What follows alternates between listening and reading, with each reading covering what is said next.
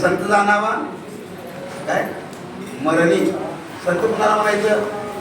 ज्याने जीवनभर या ठिकाणी परमार्थ केला, संत लावलं, असं केलं महाराज सगळ्या काही गोष्टी केल्या, पण त्याचा अंतकाल जर योग्य प्रकारे होत असेल तर त्याला संत म्हणायची काही गरज नाही. मी माझे सांगून गेलो बऱ्याच गोष्टी. आता आमचे मनोज स्वामी असतील, आमचे केतया स्वामी असतील, किंवा जगद्गुरु तुकोबार असतील, माऊली ज्ञानोबार असतील, हजारो नाव आपल्याला सांगता येतील की ज्यांचा अंतकाल हा चांगल्या पद्धतीने झाला. बरं काय असं सांगतात. आता एकनाथ महाराजच्या बाबतीमध्ये तरी एकनाथ महाराज एकदा नाही दोनदा नाही, बरं का लक्षात घ्या. काय म्हणतंय?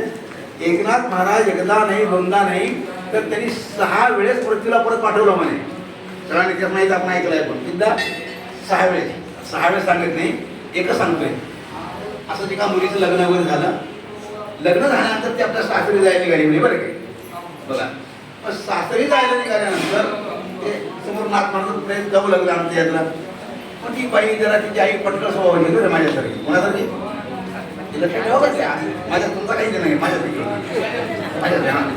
मग ती काय म्हणे, त्या नाथ महाराज आजच म्हणायचं होतं का म्हणे, अरे माझी एकुलती एक लाडात वाढवलेली सासरे काय पाठवायला लागले आणि समोर आमची यात्रा काही यायला लागली म्हणे, त्याला आजच मारायला पाहिजे होतं काय.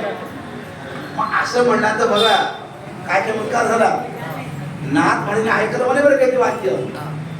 नाथ महाराज ऐकलं, त्याने काय विचार केला, अरे म्हणे माझ्या मरण्याने जर एखाद्याच्या जीवनामध्ये अपशकुन होत असेल, दुःख होत असेल, आपण कशाला मरायचं?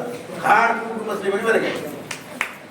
हे इथे बसून सांगा काही अवघड नाही, काही अवघड नाही. बरं मला नाही, तुम्हाला ऐकायला अवघड नाही. म्हणजे किती अवघड आहे मला सांगा. एक वाक्य बोलू का अजून?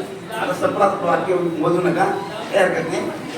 आता आपण म्हणतो महाराज विज्ञानाने इतकी काही तरक्की केली, इतकी काही तरक्की केली, इतकी काही तरक्की केली. सगळ्या गोष्टी माणसाच्या रिमोट हातात आल्या होतं. बरं काय रिमोट दाखवून सगळ्या गोष्टी यायला लागल्या. रिमोट दाखवून कोणाला हात घेऊन पडायला लागला, बऱ्याच गोष्टी आपण गप्पा मारतो असं. पण मला एक सांगा,